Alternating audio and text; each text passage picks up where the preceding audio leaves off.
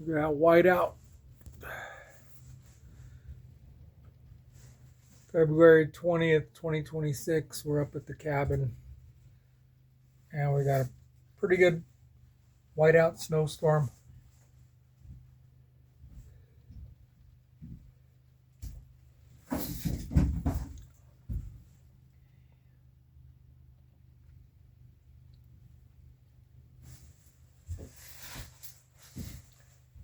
Been super windy up here for the last 2 days, though. They had like 60 to 80 mile an hour winds. That was a no good, but now the wind is dying down some. Still blowing pretty decent, though. It's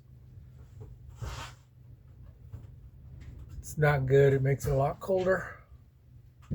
So we're in the cabin, just staying in here all day with the wood stove burning, making breakfast.